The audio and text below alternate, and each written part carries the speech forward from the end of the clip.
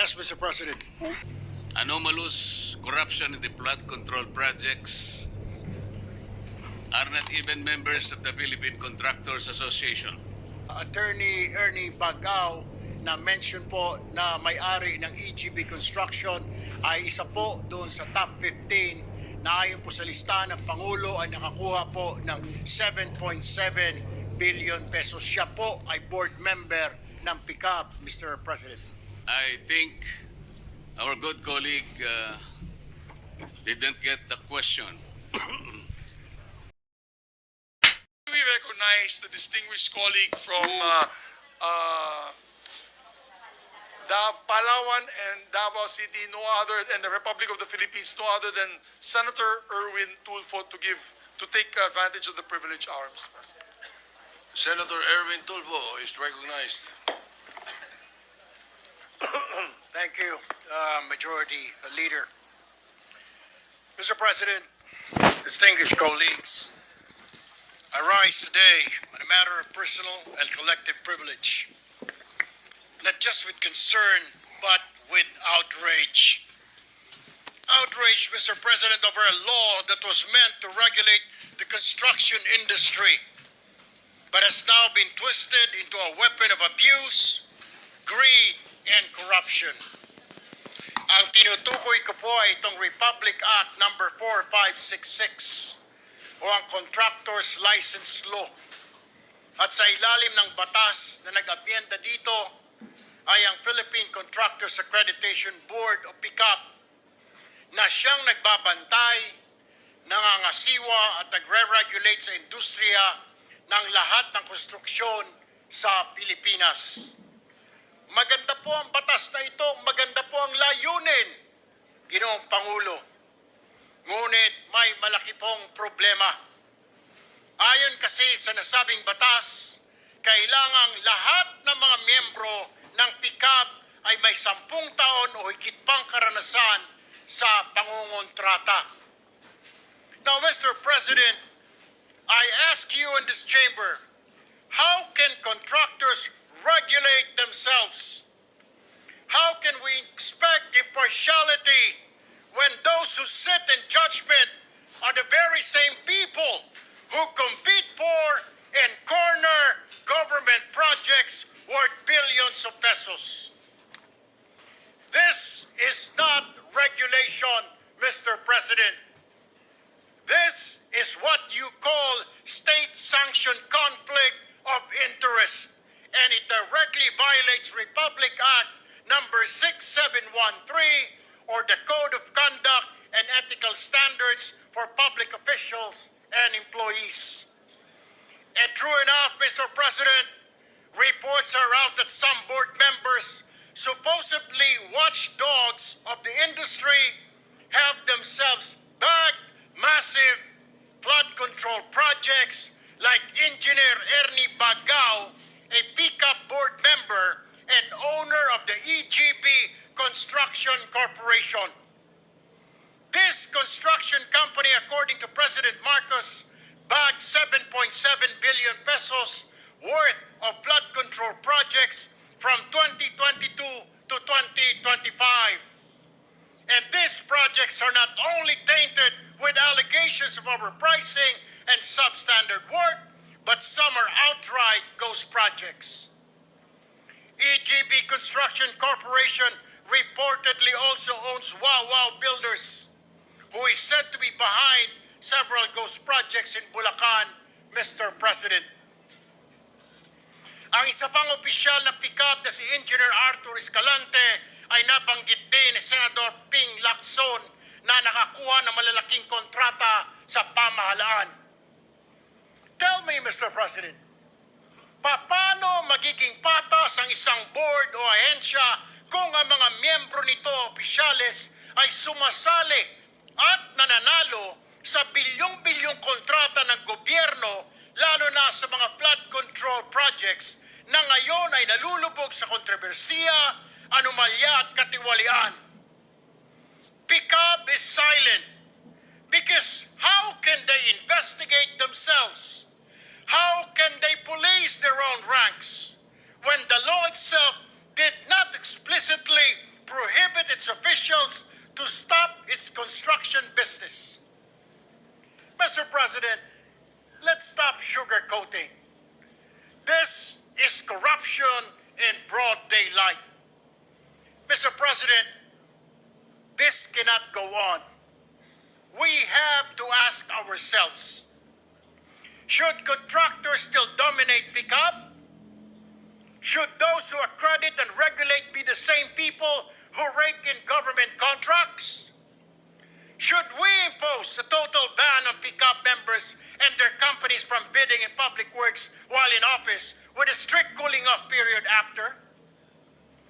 It is for this reason that I filed Senate Bill number 1373, or an act strengthening the contractor's license law, further amending for the purpose Republic Act number 4566 and for other purposes. Layunin po ng panukalang batas na ito na higpitan ang regulasyon ng mga lisensya ng mga kontratista. Sinisiguro din ito na ang miyembro ng pickup ay madidiskwalipika kung siya ay may-ari o opisyal ng mga kumpanyang may transaksyon sa pamahalaan.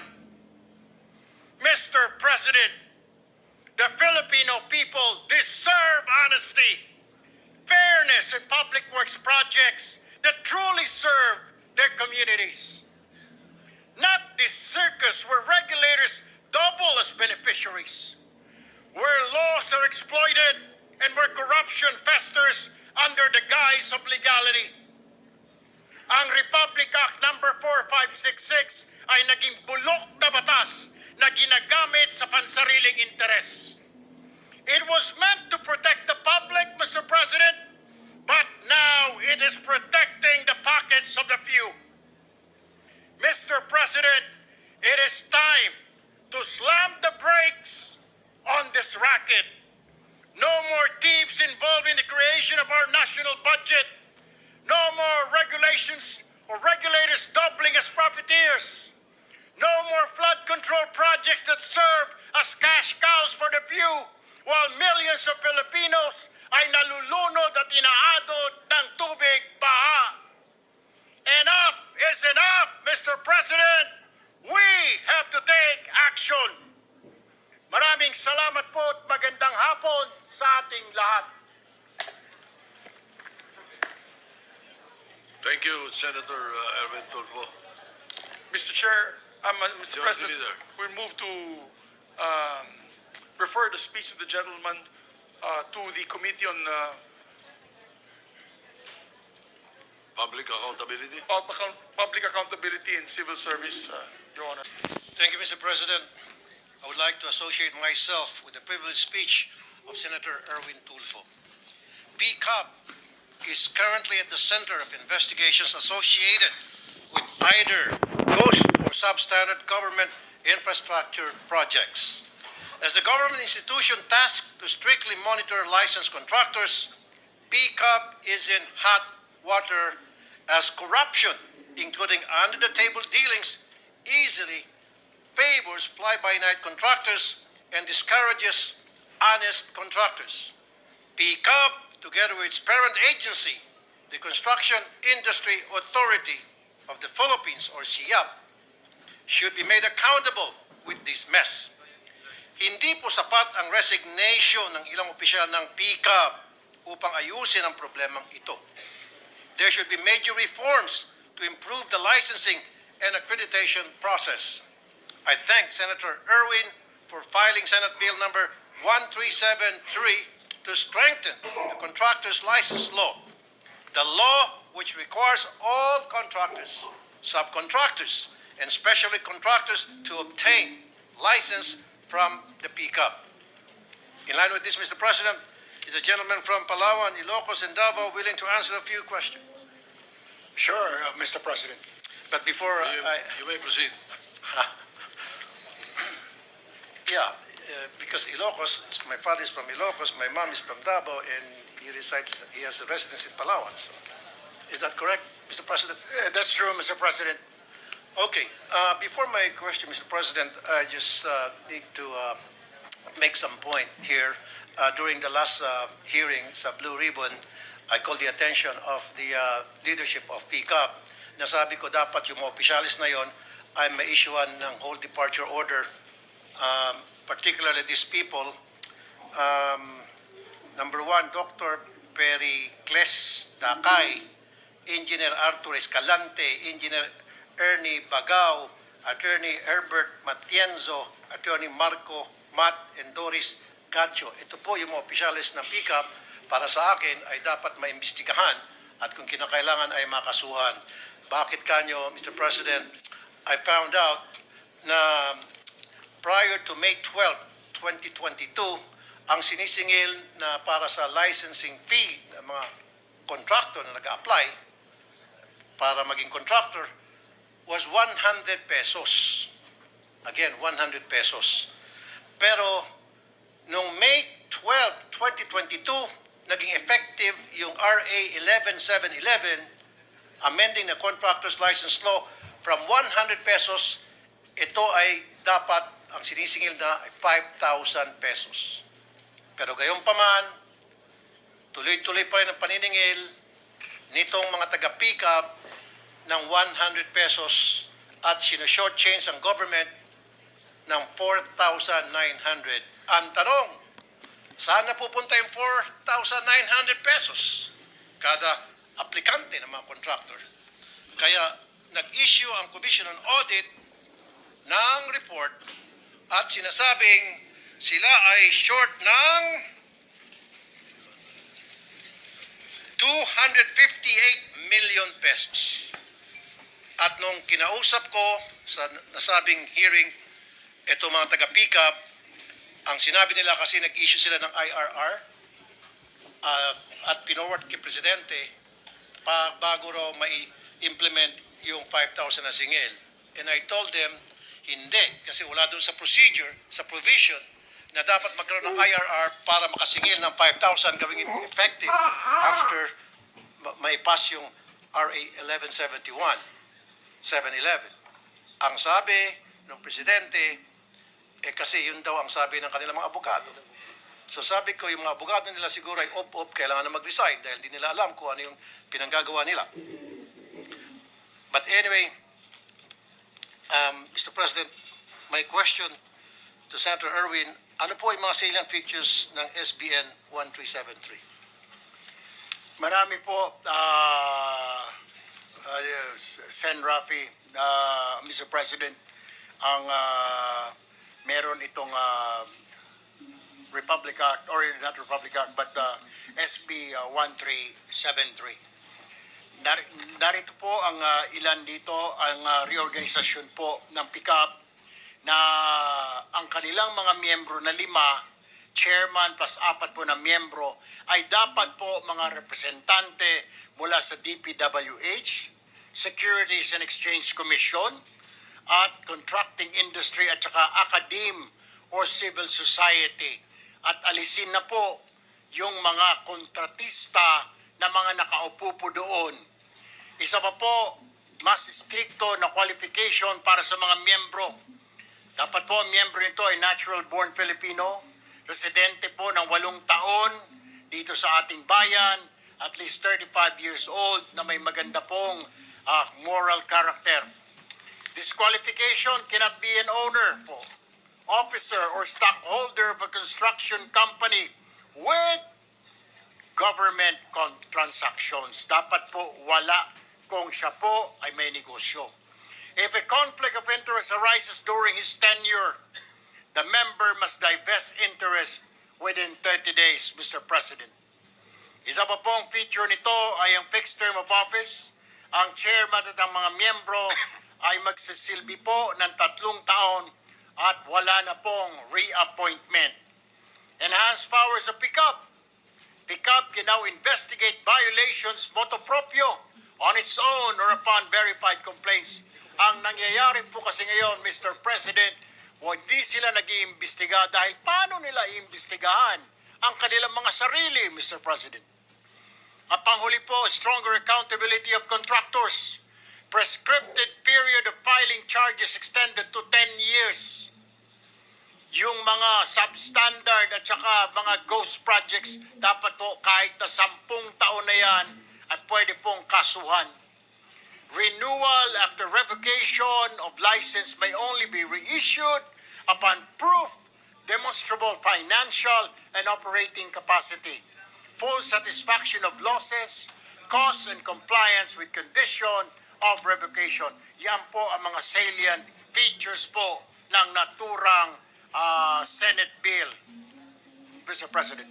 Mr. President, I'm looking forward na itong pick-up sa susunod na hearing, either Blue Ribbon o sa public accountability, ay mapatawag lalo itong mga opisyalis nila nang sa gayon magsagawa tayo ng malalim na investigasyon hinggil sa mga kalokohan ng mga taong ito. Maraming salamat, Mr. President.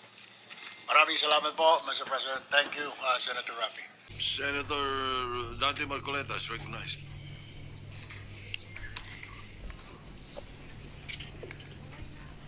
Thank you, Mr. President. Is our colleague, Mr. President, still amenable for a few clarificatory questions by way of interpellation? Yes, Mr. President. Mr. President, is our honorable colleague aware of the fact that the 15 contractors identified by the President of the Philippines in his initial report about the anomalous corruption in the flood control projects are not even members of the Philippine Contractors Association?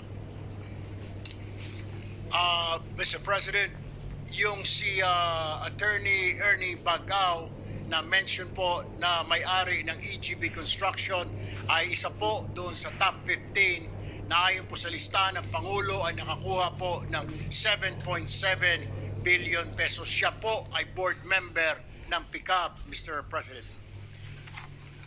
Mr. President, I think our good colleague didn't get the question. Mr. President, is our colleague aware of the fact that the 15 contractors identified in these anomalous flood control projects are not even members of the Philippine Contractors Association? We will have to check on that, Mr. President. I don't have the list right now, but I can check it and probably give the copy to the gentleman from Pampanga. Mr. President, there is no need for that because this representation knows the fact that these 15 identified contractors are not members of the Philippine Contractors Associations. Why am I asking this question, Mr. President? The Philippine Contractors Association is the primary organization of the most reputable contractors in this country. And I'd like to provide the information that this particular association is singly responsible in the creation of the CIAP. This is the Construction Industry Authority of the Philippines. Before that, Mr. President, the construction is not considered as an industry. It is only a sector. At that time, there was a debate, a national debate, that it is contributory to the gross domestic product of our country. It being a sector, it was not recognized as an industry. But because of the Philippine Contractors Association, it espoused a national consciousness that it is a major industry, one that is constructing the very foundation of our infrastructure. It is the one responsible to our skyline. Kaya ko po sinasabi ito, Sir President, kailangan marinig din po sila. Hindi naman po kung halimbawa nakakita tayo ng ilang kamatis na bulok na nandun po sa isang tiklis, ay masisiraan na po yung buong figura ng construction industry in this country.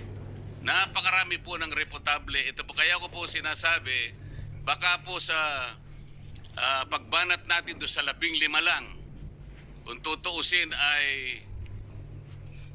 nasasadlak pa sila sa isang investigasyon na ongoing ngayon sa Blue Ribbon Committee.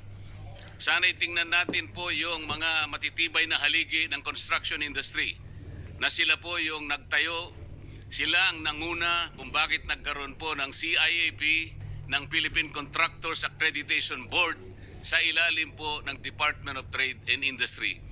Kaya ko po sinasabi ito, Mr. President, bago pa po ako naging congressman. Ako po ay nagtrabaho sa isang federasyon ng mga contractors. Ang Philippine Contractors po ay isang matibay na haligi at kasama po sa tinatawag na International Federation of Asian and Western Pacific Contractors Association. Ang ibig po sabihin niyan, tayo po'y bahagi ng isang regional, even a global conglomerate of contractors. Sana po ay matingnan din natin yung paraan kung paano na-develop, kung paano naging bahagi ng ating ekonomiya ang Philippine Construction Accreditation Board sa ilalim ng pamamahala ng Construction Industry Authority of the Philippines na ngayon nga po ay nando na po na bahagi ng ating Department of Trade and Industry. Yun lamang po ang aking gustong sabihin by way of manifestation. Salamat, Senator Erwin, sa pagpapahayag mo ng bahaging ito na maaari nating mapag-usapan in terms of legislation. Salamat po. Maraming salamat, Mr. President. Pero I just want to clarify, Mr. President, that my privileged speech was not about the Contractors Association. It was rather centered on the bill that should amend the Philippine Contractors Accreditation Board, Mr. President. Not specifically on the Contractors Association, but rather yung pong batas na ginawa pa noong Hunyo 19, 1965. Lumang-luma na po at parang hindi na po siya applicable to this day, Mr. President. So yun po yung nais ko pala pong sabihin sa aking pong privilege speech. Maraming salamat po, Mr. President. All right.